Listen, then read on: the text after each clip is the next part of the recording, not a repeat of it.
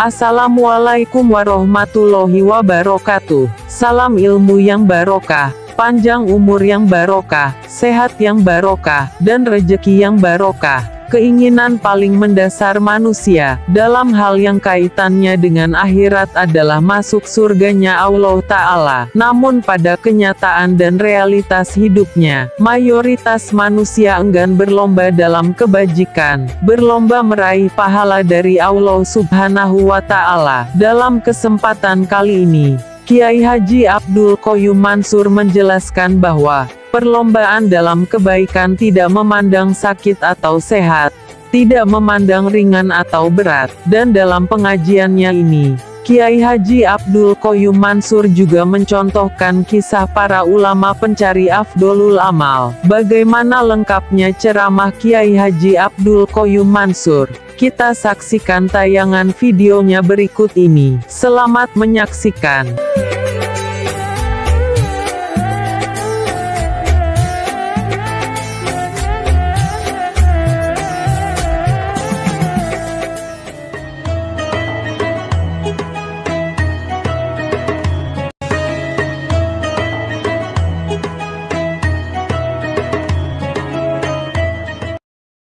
Assalamualaikum warahmatullahi wabarakatuh.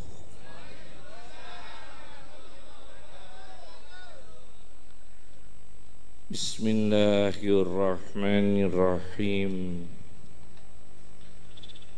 Alhamdulillahi rabbil alamin. Wassalatu wassalam ala Sayyidina Muhammadin Imamil Muttaqin wa ala alihi wa sahbihi wa atba'ihi wa asfiyaihi ajma'in, amma ba'd. Yang dimuliakan Allah, yang diberkahi Allah, para masyayikh, para habaib, para sadah, para ulama, hadirin, hadirat, jamaah Riyadul Jannah, semoga diberkahi oleh Allah, semoga dikumpulkan bersama Rasulullah, semoga diberi kecintaan kepada Nabi-Nya Allah, semoga didekatkan dengan Allah Subhanahu wa Ta'ala.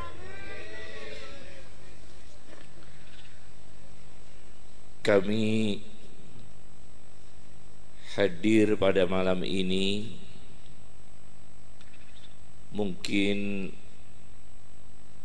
sudah 4 kali atau 5 kali ya kami hadir di sini. Pertama, kami akan mengangkat satu hadis. Suatu ketika ada seorang sahabat tunanetra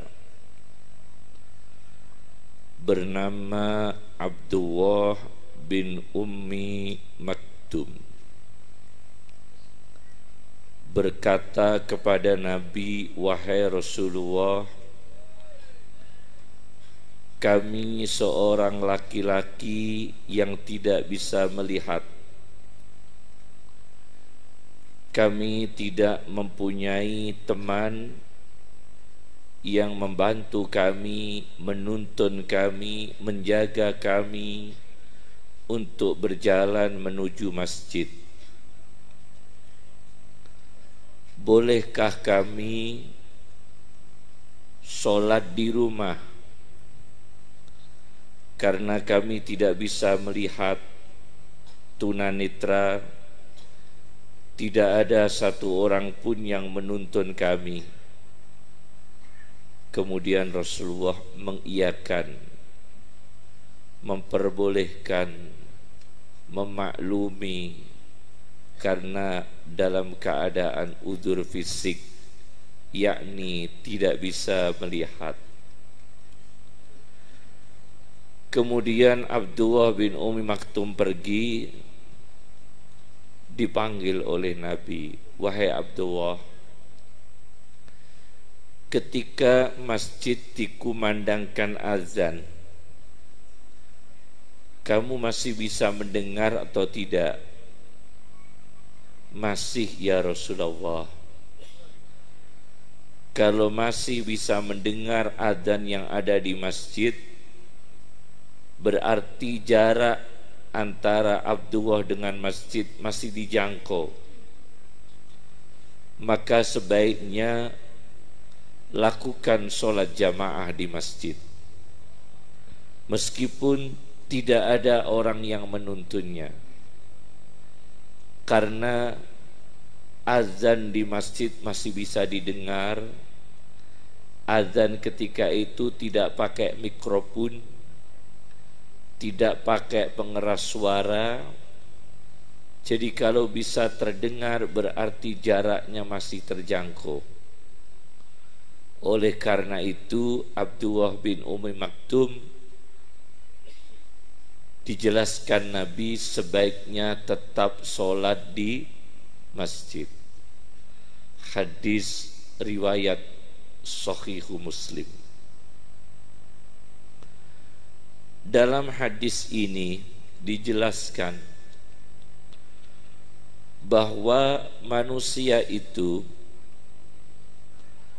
dalam kondisi berat atau ringan, sakit atau sehat, cukup atau kekurangan, menderita atau bahagia, kuat atau lemah, tetap harus berlomba-lomba mencapai kebaikan yang paling mulia, paling afdol, paling utama. Infiru khifafan wasiqalan, berangkatlah meskipun ringan dan berat. Infiru khifafan wasiqalan, berangkatlah keadaan ringan dan keadaan berat. Orang mencapai kesempurnaan kebaikan itu justru ketika kebaikan itu berat. Sholat sunnah ketika sehat itu luar biasa. Tapi sholat sunnah ketika sakit lebih luar biasa. Bersedekah ketika kaya itu biasa. Bersedekah ketika kekurangan luar biasa. Berzikir ketika tenang itu biasa. Tapi berzikir ketika diterpa berbagai problem hidup luar biasa. Khusyuk dalam keadaan cukup biasa, tapi khusyuk dalam keadaan kekurangan luar biasa. Ini tolak ukur kebaikan yang ditanamkan oleh Rasulullah Sallallahu Alaihi Wasallam. Di dalam Al-Quran ada lafaz man. Man itu di dalam Al-Quran berjumlah 861 kali. Man di dalam Al-Quran berjumlah 861 kali. Ada man yang dimaksudkan Allah, man khalaqas samawati, Allah yang menciptakan langit dan bumi, man khalaqas samawati dan sebagainya. Ada man yang dimaksudkan adalah binatang, faminhum may yamshi ala batni, ada binatang yang berjalan di atas perut. Wa minhum may yamshi ala rijlain, ada binatang yang berjalan di atas dua kaki. Wa minhum may yamshi ala arba, ada binatang yang berjalan di atas empat kaki. Ini Al-Quran menyebutnya dengan kata man. Jadi man itu kadang makhluk berakal, kadang makhluk tidak berakal, kadang Allah yang dimaksudkan. Itu di dalam Al-Quran berjumlah 861 kali. Anehnya, man yang pertama di dalam Al-Quran dan man yang terakhir itu ceritanya buruk semua. Tidak ada cerita yang baik. Man pertama kali di Al-Quran itu tentang orang munafik. Wa minan nasi may yaqulu amanna billahi wa bil yaumil akhiri wa ma hum bimu'minin. Dan di antara orang-orang manusia ada orang yang menyatakan kami beriman kepada Allah dan hari akhir, padahal hakikatnya dia bukan orang beriman. Jadi man pertama kali disebut dalam Al-Quran tentang orang munafik. Belum menyebut man yang lain. Itu pertama kali di dalam Al-Quran. Wa minan nasi may yaqulu amanna billahi wa bil yaumil akhiri wa ma hum bimu'minin, yaitu orang munafik yang mengaku iman padahal dia bukan orang beriman, mengaku alim padahal dia bukan orang alim, mengaku wali padahal dia bukan walinya Allah, mengaku syekh padahal dia bukan syekh, mengaku seorang ulama padahal dia bukan seorang ulama. Itu disebut dalam Al-Quran. Pertama adalah orang munafik. Yang kedua adalah man yang terakhir dalam Al-Quran. Itu juga ceritanya tidak baik. Terakhir, a'udzubillahi minasyaitonirrajim. Wa amma man khaffat mawazinuhu fa ummuhu hawiyah, yaitu orang yang amalnya sedikit, tidak berbobot.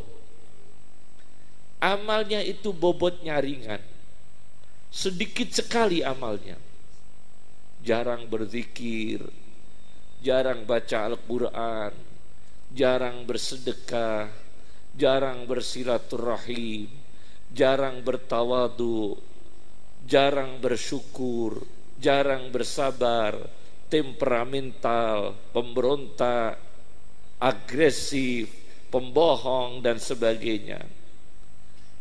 Akhirnya bobot amal baiknya itu ringan, kebaikannya tidak berbobot. Wa amma man khaffat mawazinuhu, orang yang bobot amalnya ringan, fa ummuhu hawiyah, maka tempat tinggalnya adalah jurang di neraka hawiyah, jurang yang dalam, neraka jahanam. Itu man yang terakhir dalam Al-Quran. Setelah itu tidak ada kata man dalam Al-Quran. Setelah ayat wa amma man khaffat mawazinuhu fa ummuhu hawiyah, sudah tidak ada lagi kata man dalam Al-Quran sampai akhir surat, sampai akhir Al-Quran. Jadi man dalam Al-Quran itu mencapai 861. Yang pertama cerita orang munafik, yang terakhir cerita orang yang amalnya tidak berbobot. Ceritanya begitu. Maka dengan istiqomah kita sholawat kepada Nabi ini, semoga kita ini termasuk mangsakulat mawazinuhu, Orang yang timbangan amalnya berbobot, ilmunya berbobot, sedekahnya berbobot, syukurnya berbobot, tafakurnya berbobot, zikirnya berbobot, semua itu mangsakulat mawazinuhu. Ada seorang yang menggambarkan itu berbobot itu dengan ilmu. Ada ahli sejarah namanya Ibnu Asakir, pengarang Tarikhu Madinati Dimashqa, 80 jilid, sejarah kota Damaskus. Itu kitab 80 jilid. Kami lihat di jilid 13. Di situ diterangkan ada seseorang yang kencing di tempat yang sunyi, di tempat yang bongkor. Tahu bongkor? Tempat yang tidak ada penghuninya. Angker, kira-kira angker, tapi itu bukan angker. Istilahnya tempat yang sunyi, tidak ada penghuninya, bongkor. Dia kencing di situ melihat seekor ular. Lalu dia spontan, refleks, dia membunuh ular itu. Ternyata ular itu bukan ular sembarangan. Dia sedang kencing, melihat ular, lalu dia bertindak membunuh ular itu. Setelah membunuh ular itu, dia dibawa oleh makhluk yang tidak jelas. Dia digondol, dia disamber oleh makhluk yang tidak jelas, dibawa di satu tempat. Ternyata komunitas jin di sana. Komunitas jin. Lalu jin yang ada di sana menuntut, berteriak, ini orang membunuh sahabat kita. Ternyata ular tadi itu ular jin. Ini manusia membunuh sahabat kita, maka ini manusia harus kita bunuh. Naqtuluh.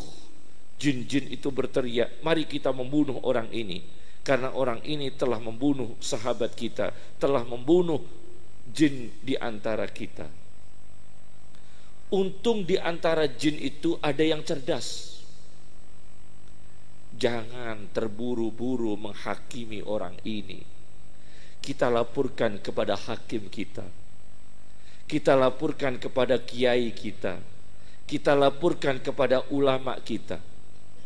Maka manusia ini dibawa beramai-ramai oleh jin, dibawa pada kiainya jin.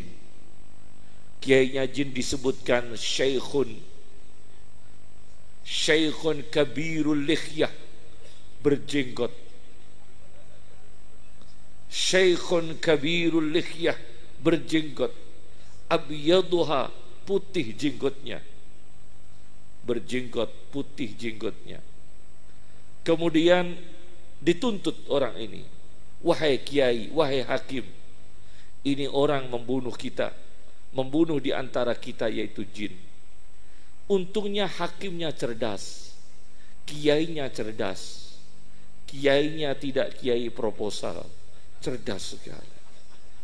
Untungnya kiainya ini cerdas, tidak dikena suap, tidak dipengaruhi oleh uang. Kiainya cerdas, lalu dia tanya, nah, ketika jin ini dibunuh, bentuknya apa? Lalu mereka berteriak, wahai kiai, wahai hakim, ini jin di antara kita dibunuh oleh manusia sedang menjelma bentuk ular. Maka kiainya mengatakan, kalau begitu tidak bisa ini manusia dihakimi, karena saya mendengar dari Nabi sendiri. Saya pernah mendengar hadis dari Rasulullah SAW. Rasul bersabda yang artinya, dan barang siapa di antara kamu jin yang berubah rupa, tidak aslinya, tidak bentuk jin yang aslinya, berubah rupa, kemudian dibunuh oleh orang, maka orang yang membunuhnya itu tidak bisa dituntut. Fala syai'a ala qatilik, maka tidak bisa dituntut manusia yang membunuhnya, karena salahnya sendiri. Ini jin berubah bentuk. Orang kan tidak tahu kalau ini jin, taunya kan ular. Maka manusia yang membunuhnya tidak bisa dituntut. Khalluhu, lepaskan orang ini. Ini untungnya jinnya intelek. Ini untungnya jinnya ini intelek, berilmu, seorang ulama, tahu hadis. Maka ada beberapa kumpulan hadis yang diriwayatkan rawi-rawinya jin. Anda bisa baca dalam kitab Ahkamul Marjan fi Ahkamil Jan. Itu ada beberapa bab tentang hadis-hadis yang diriwayatkan dari jin. Ahkamul Marjan fi Ahkamil Jan. Jadi orang itu bisa berbuat baik karena ilmu, bisa menghakimi dengan baik karena ilmu, bisa melakukan kearifan karena ilmu, bisa bijaksana karena ilmu. Itu satu. Yang kedua, ada orang yang bisa melakukan kebaikan, bisa berlomba-lomba mencapai kebaikan yang paling afdal.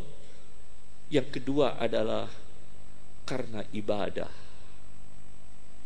Ibnu Taimiyah itu seorang ulama, menjadi kiblatnya orang Wahabi. Ibnu Taimiyah, ketika Dr. Sayyid Muhammad bin Alawi Al-Maliki polemik dengan Wahabi, dalam bukunya Mafahim Yajibu Antussoha, beliau banyak mengkutip dari Ibnu Taimiyah. Jadi menyanggah lawan dengan imamnya lawan sendiri. Itu taktiknya Dr. Sayyid Muhammad bin Alawi Al-Maliki. Saya baca di dalam karya Ibnu Taimiyah, namanya Majmu'ul Fatawa, kumpulan-kumpulan fatwa Ibnu Taimiyah. Di situ dijelaskan ada seorang wali bernama Abdul Wahid bin Zaid.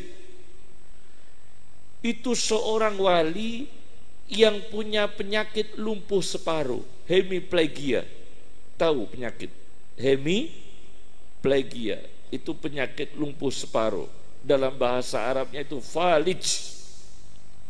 Falij itu artinya lumpuh separuh. Ini Abdul Wahid kalau wudu berdoa kepada Allah, ya Allah, berikan kami kesempurnaan wudu. Maka kalau wudu lumpuhnya sembuh. Setelah wudu kembali lumpuh. Jadi dia tidak minta kepada Allah, ya Allah sembuhkan selamanya, tidak. Tapi sembuhkan saat-saat tertentu untuk mencapai kesempurnaan wudu. Kami lebih afdol kalau keadaannya tidak lumpuh. Wudu kami bisa sempurna. Maka beliau minta kepada Allah, beliau dikabulkan oleh Allah kalau wudu lumpuhnya itu sembuh. Setelah wudu kembali lumpuh. Itu tiap hari. Namanya siapa? Syekh Abdul Wahid bin Zaid. Jadi dia sakit mencapai kesempurnaan. Imran bin Husain, ada lagi sahabat bernama siapa? Imran bin Husain. Dijelaskan Imam Ghazali dalam kitabnya Ihya'u Ulumiddin. Imran bin Husain itu 30 tahun berak kencing di tempat tidur. Sahabat Nabi. Beliau terkenal dengan doa yang sangat mustajab. Beliau bukan pengurus NU.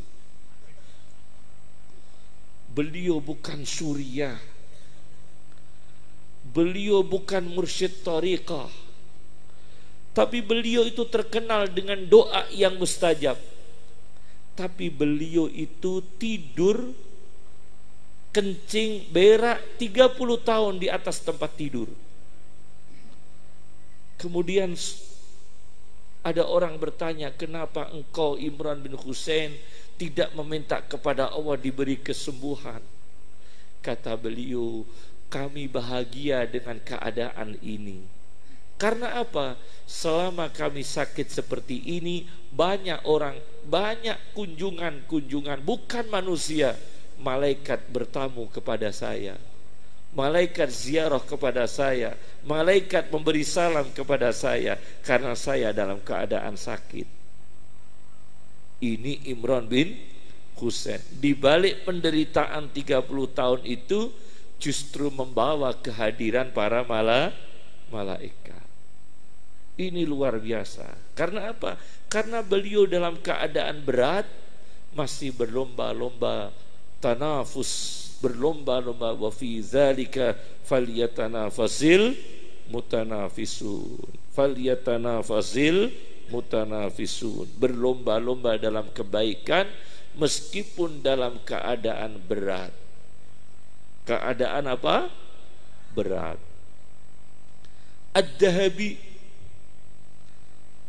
Ad-Dahabi itu mencatat dalam kitab Al-Kabair, khusus kumpulan dosa-dosa besar,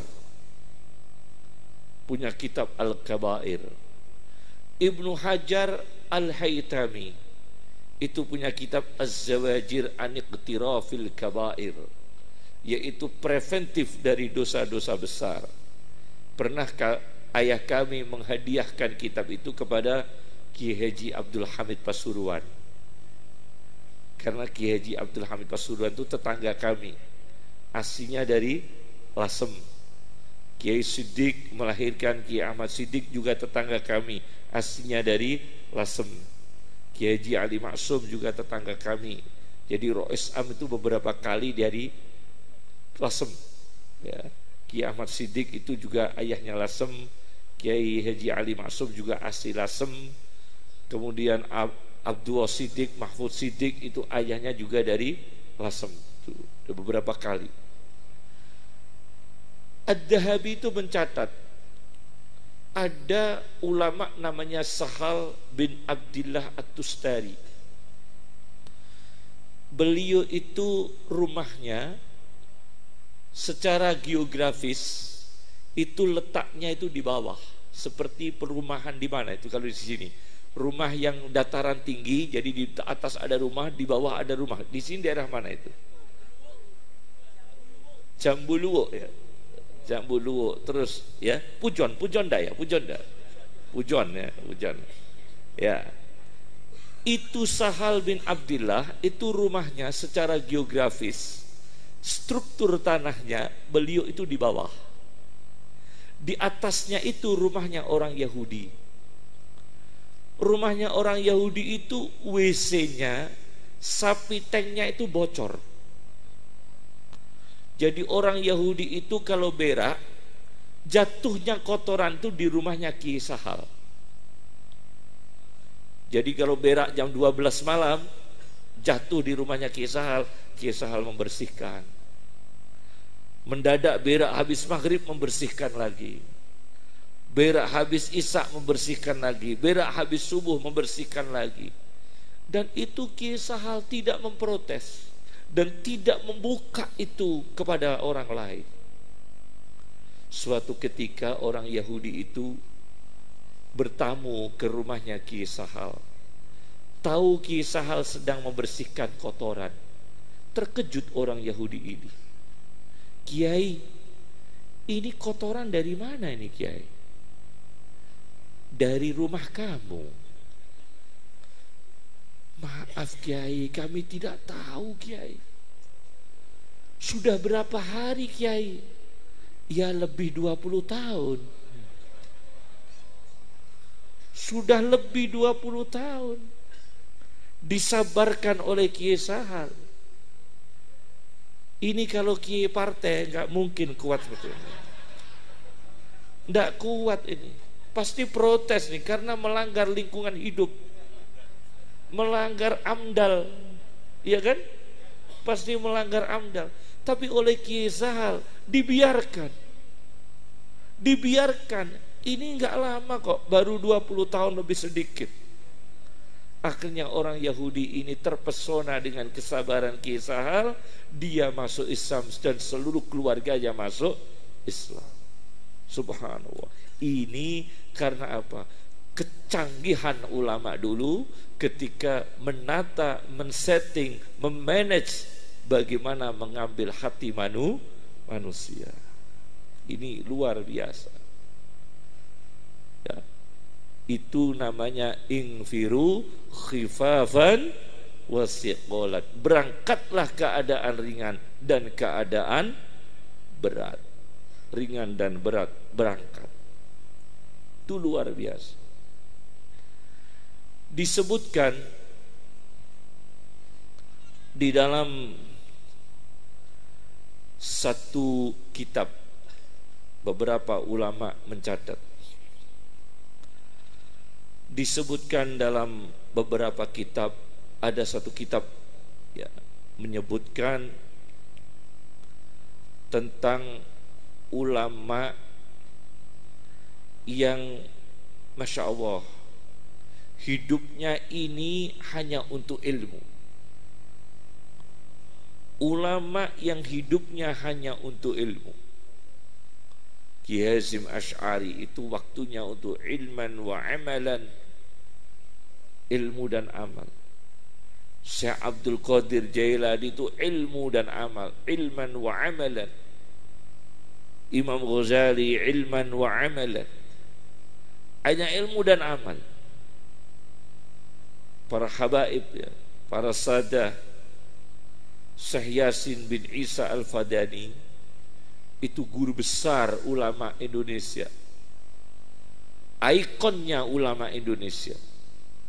Beliau mengarang Fawaidul Janiyah tentang usul qawaid usul fikih. Beliau mengarang Ad-Durrul Mandud fi Syarhi Sunani Abi Dawud 30 jilid. Masih bentuk manuskrip, belum dicetak sampai sekarang. Itu karangannya Syekh Yasin bin Isa Al-Fadani, ulama terbesar ahli sanad dunia, musnidud dunia, 3 besar ulama dunia. Salah satunya adalah dari Indonesia, Syekh Yasin bin Isa Al-Fadani. Itu Syekh Yasin, Masya Allah, seorang ulama, jualan warung kecil-kecilan. Syekh Yasin jualan minuman semacam apa ya, aqua ya, kecil-kecilan, sederhana. Beliau tidak punya tender-tender yang besar, tidak pernah mikir tender beliau, tidak pernah apalagi proyek-proyek jembatan, malah tidak mikir beliau. Sederhana sekali beliau. Ilmu sebesar itu sederhana. Di Malaysia itu ada seorang ulama, kalau tidak salah namanya Adi bin Ja'far. Saya dikasih tahu oleh Kiai Thaifur Purworejo, murid dari Sayyid Muhammad bin Alawi Al-Maliki. Sayyid Muhammad bin Alawi Al-Maliki itu kalau kepingin bertemu dengan Rasulullah SAW, beliau mediatornya itu melalui ulama Malaysia tadi, yang namanya Ali bin Ja'far Al-Haddad kalau tidak salah. Jadi Ali bin Ja'far Al-Haddad mengajak Sayyid Muhammad bin Alawi Al-Maliki masuk di dalam satu kamar, kemudian dipertemukan dengan Rasulullah SAW. Ini ulama di Malaysia tidak punya rumah, kos, tidak punya rumah, kos. Memang ada lagu namanya Nasib Anak Kos, tapi itu bukan itu yang dimaksudkan. Ini ulama tidak punya rumah, luar biasa, tapi seorang wali yang dihormati oleh Sayyid Muhammad bin Alawi Al-Maliki. Syekh Muhammad Amin Al-Harari, seorang ulama Ethiopia yang sekarang masih hidup di Makkah, mengarang kitab Hadaiqur Raw wa Raihan, 32 jilid tafsir, mengarang syarah Muslim 25 jilid kalau tidak salah. Kami juga ada di pondok kami perpustakaan. Itu ulama dari Ethiopia, tidak punya rumah, tidak punya rumah. Seperti itu ulama yang kelas-kelas ya, tidak punya rumah, apalagi kredit mobil malah nggak minta, tidak punya rumah. Ini betul-betul ulama yang disegani, ulama yang disegani, dimuliakan Allah fid dini wa dunya wal akhirah. Berat hidupnya tapi luar biasa, berat hidupnya tapi luar biasa. Saya kemarin di India menyerahkan risalah kami berjudul Risalatul Hindi. Kami mengumpulkan peristiwa-peristiwa India, saya kasih nama Risalatul Hindi. Kemudian kami bawa ke India, kami serahkan pada ulama sana yang menyarah Adabul Mufrad. Di Imam Bukhari punya kitab Al-Adabul Mufrad, itu disyarah oleh ulama India.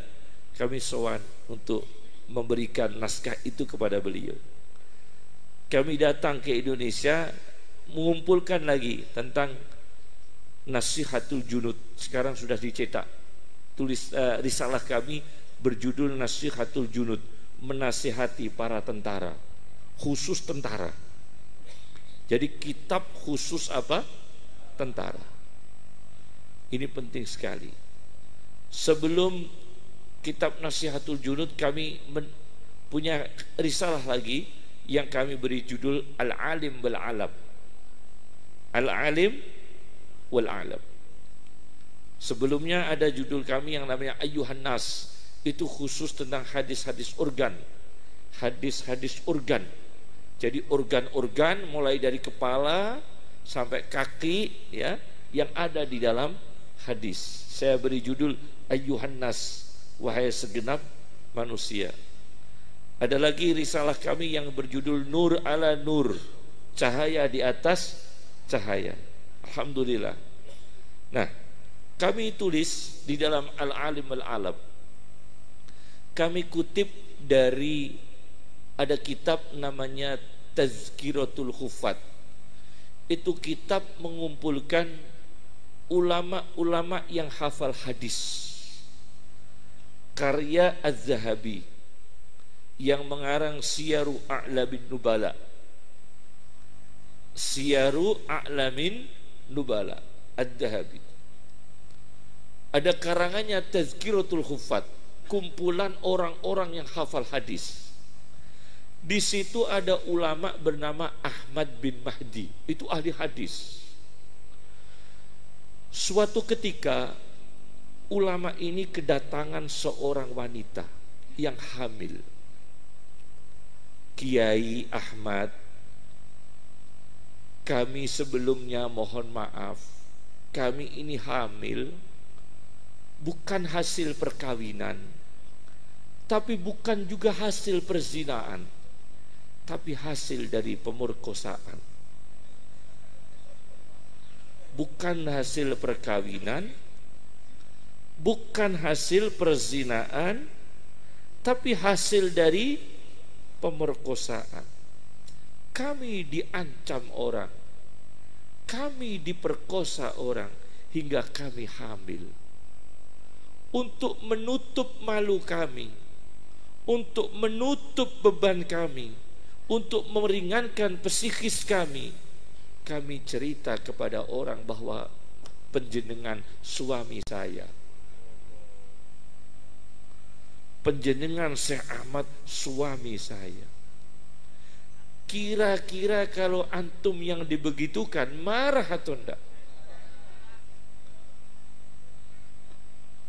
Tapi Syekh Ahmad tidak marah. Melihat wanita ini dianiaya, didolimi. Dia tidak berbuat zina, tapi didolimi, diancam orang, dianiaya orang, disedihkan orang. Maka Syekh Ahmad ini mau disebut-sebut sebagai suaminya. Ini wanita tidak dikenal oleh beliau, rumahnya jauh. Begitu wanita ini melahirkan bayi, Syekh Ahmad banyak tamu. tamu untuk memberi ucapan selamat atas kelahiran putra Syekh Ahmad. Banyak tamu yang nyumbang, bawa gula, bawa beras, ya. Kalau di sini bawa apa kalau tahu? Sabun, ya, popok, susu dan sebagainya, nyumbang pada Syekh Ahmad karena beliau dianugerahi Allah, diberi nikmat oleh Allah berupa kelahiran anak. Oleh beliau kirim uang kepada wanita ini. Tiap bulan 2 dinar emas. Tiap bulan berapa? 2 dinar emas. Padahal bukan istrinya, bukan anaknya. Beliau kirim 2 dinar emas. Sampai 2 tahun. Berapa berarti? 2 dinar emas kali 2 tahun, berarti kali 24 bulan. Berarti berapa? 48 dinar emas. Atas takdir Allah, qada qadarnya Allah, bayi umur 2 tahun itu meninggal dunia. Tapi wanita ini wanita jujur. Wanita ini wanita jujur, tidak pernah bikin stempel palsu.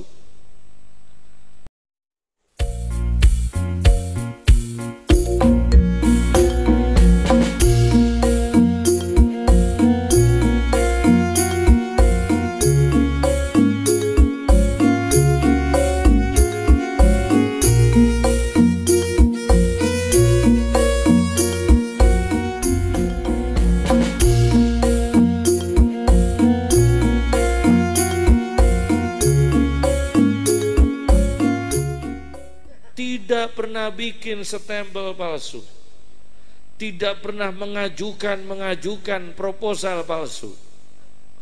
Tapi wanita ini jujur. Tidak ada famlet Darul Aitam yang tidak ada anak yatimnya. Tidak pernah mengaku-ngaku biro-biro yang fiktif. Ini wanita jujur.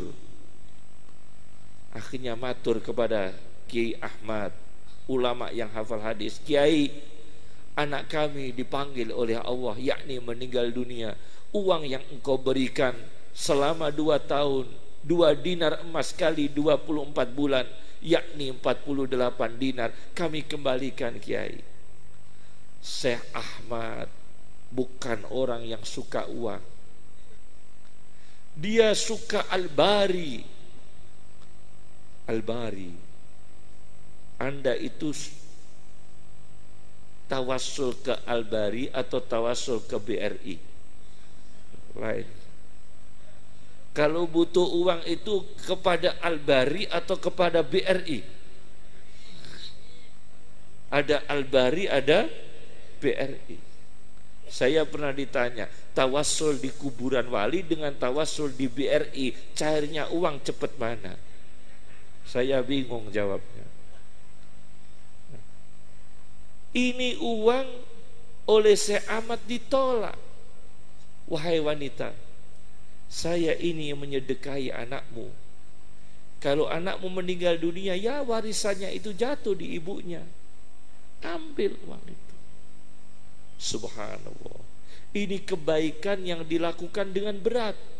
Karena apa? Dia diisukan sebagai suami, padahal bukan suami. Beliau menafkahi anak yang bukan anaknya sendiri. Beliau melindungi wanita yang bukan istrinya. Itu kan berat. Infiru khifafan wasiqala. Ini orang-orang pencari afdol, pencari amal yang paling afdol. Ada seorang yang bernama Zirikli. Itu penulis kitab Al-A'lam. Al-A'lam karya Az-Zirikli.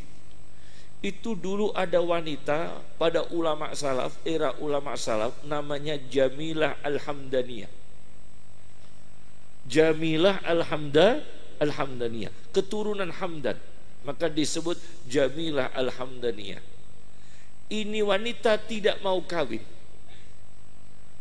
Tidak mau kawin Beliau kaya, ahli bersedekah.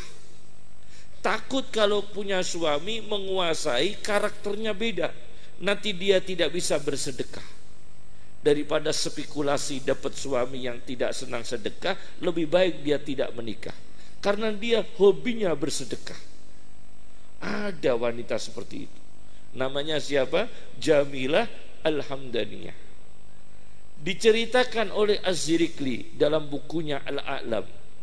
Wanita ini berangkat menunaikan haji bersama 400 budak wanita. Dibiayai semua. 400 budak wanita.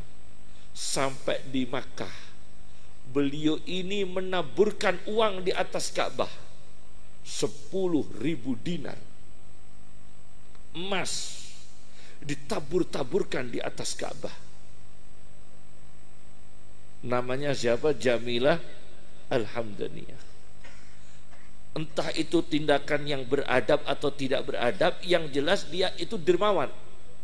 Lepas tindakannya itu etikanya benar atau tidak benar, karena menaburkan uang di atas Ka'bah itu mungkin kalau dilihat dari sopan santun kurang baik ya, tapi dia itu karena dermawan, jadi uang itu ditebarkan di atas Ka'bah. Berjumlah berapa? 10.000 dinar emas. Luar biasa. Namanya Jamilah Al-Hamdaniyah. Luar biasa.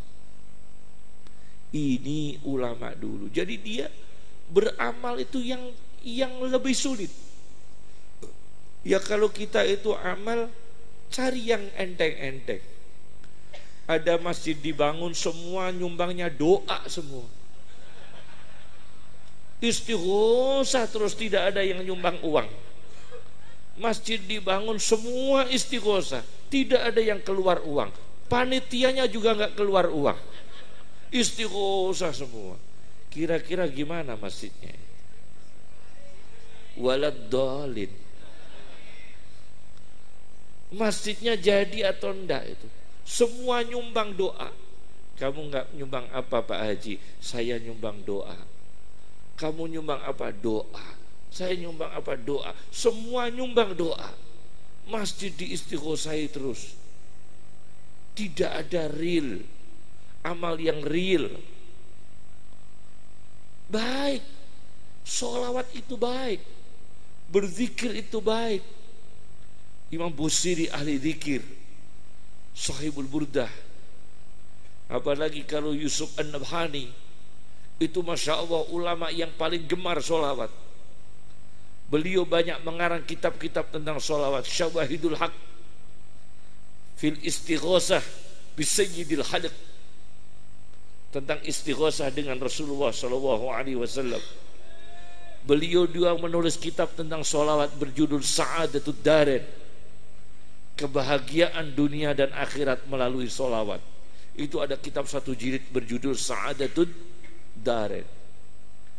Ada lagi kitab yang judulnya adalah Man Ra'a Rasulullah, khusus kumpulan orang-orang yang mimpi bertemu Rasulullah. Itu ada satu jilid. Kitab khusus daftar orang-orang yang bertemu dengan Rasulullah Sallallahu Alaihi Wasallam. Termasuk di situ adalah Abdul Hamid Kashik. Abdul Hamid Kashik itu ulama Mesir, pakar tafsir. Itu juga disebut orang yang melihat Rasulullah Sallallahu Alaihi Wasallam. Kalau tidak salah juga ulama dari Mesir, Abdul Halim Mahmud, rektor Al-Azhar kalau tidak salah, itu juga pernah bertemu dengan Rasulullah Sallallahu Alaihi Wasallam. Itu ada kitab namanya Man Ra'a, Mu'jamu Man Ra'a Rasulullah, ensiklopedi orang-orang yang melihat Rasulullah Sallallahu Alaihi Wasallam. Jadi amal itu usahakan, latih amal itu yang berat, bukan hanya yang ringan. Meskipun agama itu menghendaki kita ringan, tapi agama Islam itu bukan hanya menghendaki yang ringan, tapi juga menuntut kita untuk meningkatkan pada amal yang lebih berat asalkan dijangkau oleh kita. Betul ayat la yukallifullahu nafsan illa wus'aha. Betul ayat fattaqullaha mastata'tum. Tapi kita tidak boleh mengaku-ngaku kemampuan saya sebatas ini, Kiai. Nyumbangnya itu 3.000 semua. Masjidnya itu butuhnya 3 miliar. Semua nyumbangnya 3.000 rupiah. Ditanya, kok nyumbang 3.000 rupiah? La yukallifullahu nafsan illa wus'aha. Semua bilang begitu. Fattaqullaha mastata'tum. Menjadi legitimasi, pembenaran. Dia mengaku semampunya begitu. Ibu Kartini itu mau nikah, minta kado kepada Ki Haji Soleh Darat. Ibu Kartini, Raden Ajeng Kartini, itu mau nikah, minta kado perkawinan. Mbah Soleh Darat, apa kado perkawinannya? Tafsir Al-Quran berbahasa Jawa. Saya tanyakan kepada keturunan Ki Soleh Darat, itu naskah aslinya di Leiden, di Belanda. Itu tafsirnya, karangannya Ki Haji Soleh Darat. Itu katanya masih di Leiden, di Belanda. Kalau di Museum Rembang itu kopinya, bukan yang asli. Yang asli di Leiden, di Belanda. Itu Ibu Kartini mau kawin, mintanya kado Al-Quran berbahasa Jawa, yakni tafsir Al-Quran berbahasa Jawa. Nah, kira-kira saya tanya kepada jamaah Riyadul Jannah, Anda kira-kira memantukan anak, orang-orang nyumbangnya itu surat Yasin. Tidak ada yang nyumbang uang, nyumbangnya itu surat Yasin, Yasin Fadilah, kumpulan doa tahlil, sholawat burda. Tidak ada yang nyumbang uang. Anda kira-kira marah atau kecewa? Ini Ibu Kartini. Ibu Kartini bisa punya pikiran, cinta ilmu. Cinta apa? Ilmu. Itu Ibu Kartini. Mau nikah, mintanya kado perkawinan tafsir Al-Quran berbahasa Jawa. Ini orang yang masih menyempatkan diri kebaikan. Syekh Yasin begitu, Syekh Alawi Al-Maliki juga begitu. Ulama-ulama dulu, Masya Allah, rata-rata begitu. Yang terakhir, ada satu hadis diriwayatkan oleh Khatib Al-Baghdadi dalam karyanya Tarikhu Baghdad. Tarikhu Baghdad, sejarah Baghdad. Tanggal berapa Pak Syekhu di Unisma? 5 Mei ya.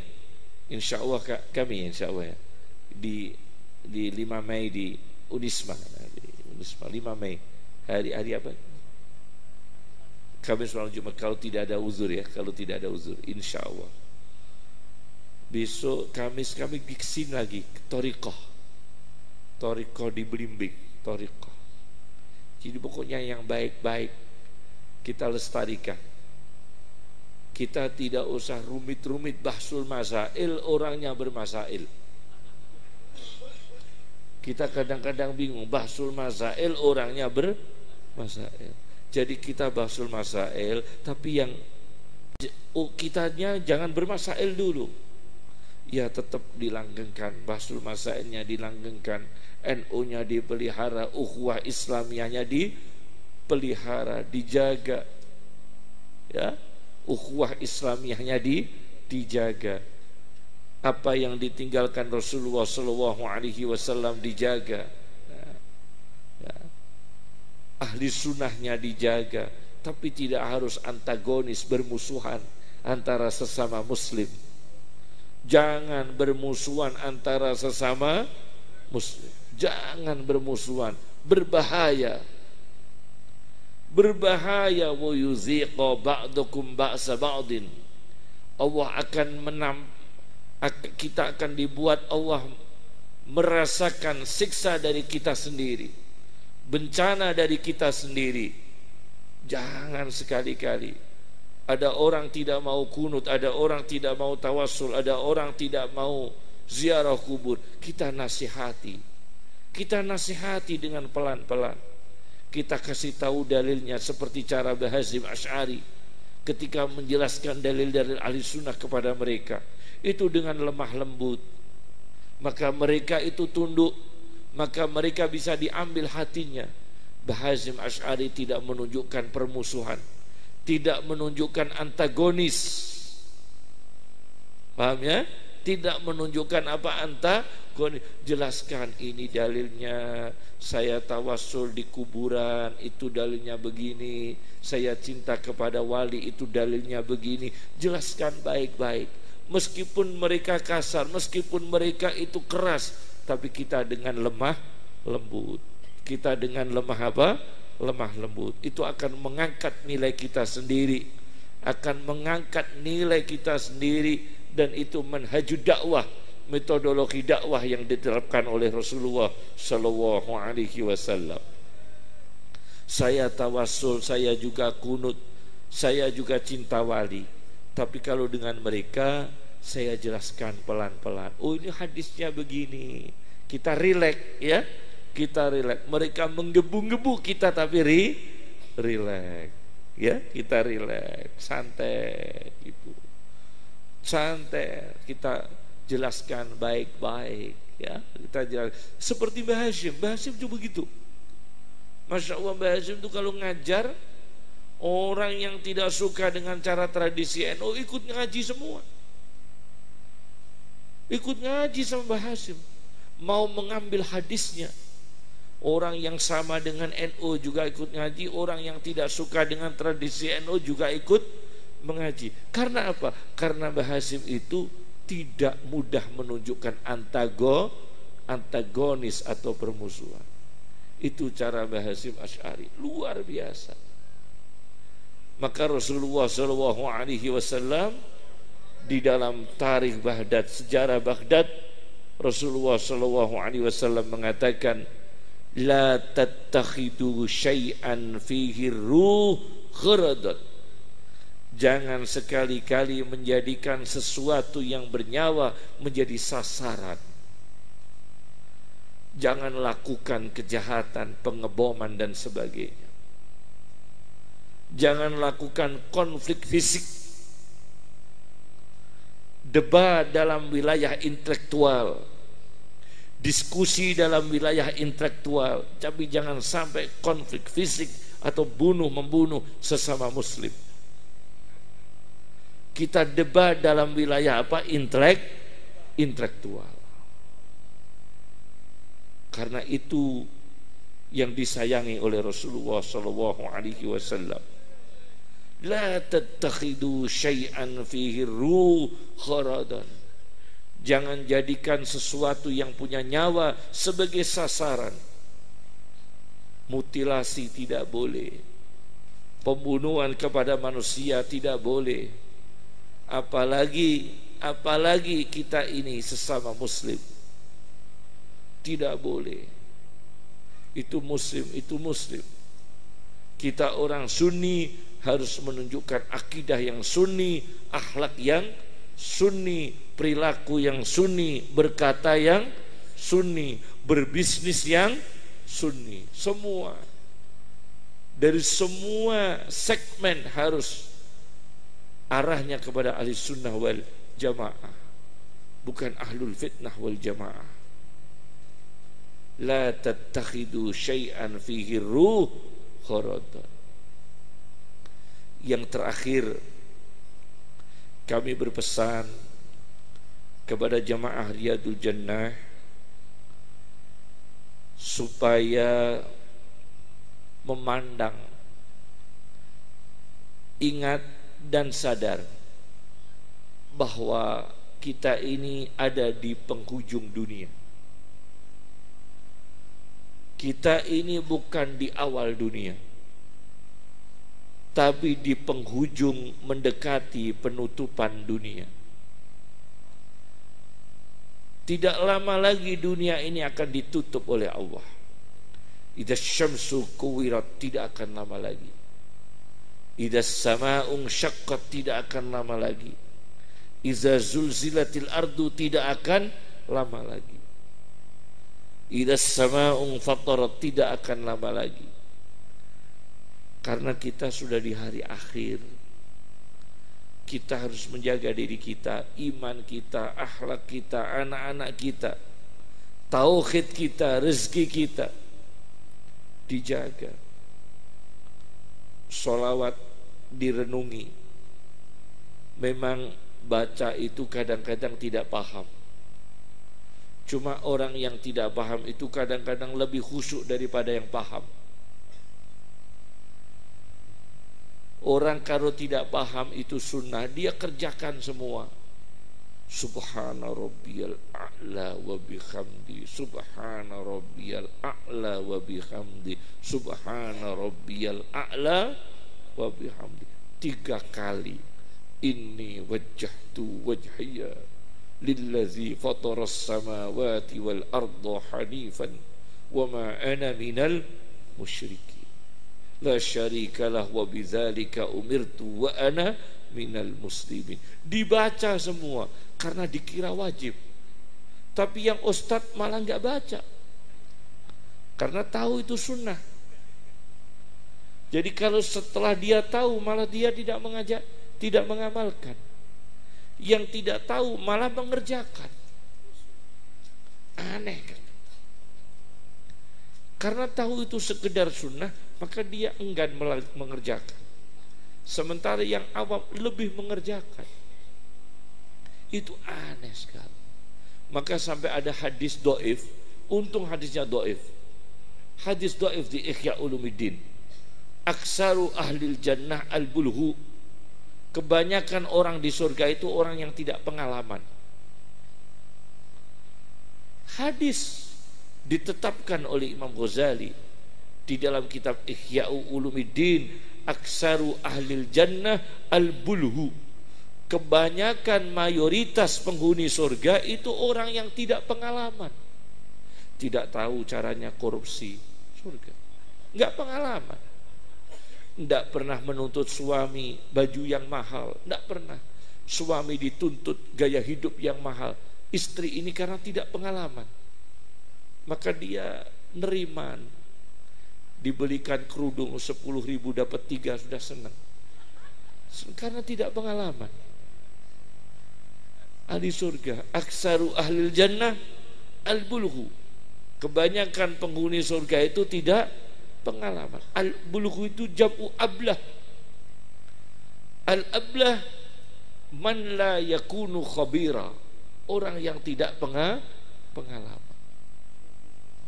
Jadi ada hadis, cuma do'if hadisnya. Hadisnya do'if. Tapi hadis itu ditetapkan Imam Ghazali dalam kitabnya Ihya Ulumuddin. Ini yang bisa saya sampaikan. Semoga barokah, manfaat. Saya mintakan Fatihah untuk Ki Abdul Rahim dan sesepuh-sesepuh dan anggota Riyadul Jannah yang telah mendahului kita. Semua saja. Dan saya minta Fatihah untuk sepupu kami di Jombang, malam ini dimakamkan, putrinya Ki Haji Sohib Bisri, pengasuh Pondok Denanyar, keluarga Gus Ipul, keluarga Gus Solah, ya.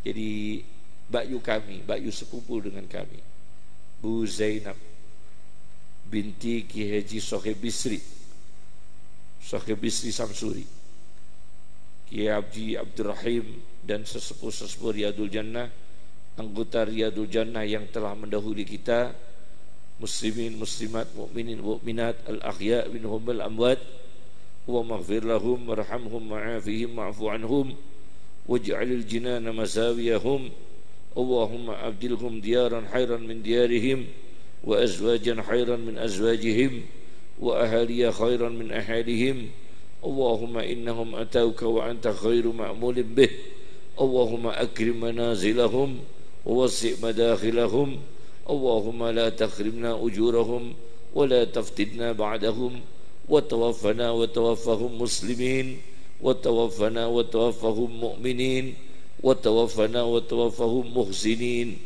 اللهم اختم لنا ولهم بحسن الخاتمة صلى الله على محمد صلى الله عليه وسلم لنا ولهم الفاتحة أعوذ بالله من الشيطان الرجيم Bismillahirrahmanirrahim. Alhamdulillahi rabbil alamin. Arrahmanirrahim. Maliki yaumiddin. Iyyaka na'budu wa iyyaka nasta'in. Ihdinas siratal mustaqim. Siratal ladzina an'amta 'alaihim khairil maghdubi 'alaihim waladdallin. Amin. Kami mohon untuk tetap jangan meninggalkan majlis sebelum majlis ini ditutup dengan doa, dan kami mohon maaf untuk kembali ke tempat istirahat kami. Kami mohon maaf khususnya para habaib, putra dari Kiai Haji Abdurrahim dan para anggota jamaah Riyadul Jannah. Mohon maaf, pangapunten. Assalamualaikum warahmatullahi wabarakatuh.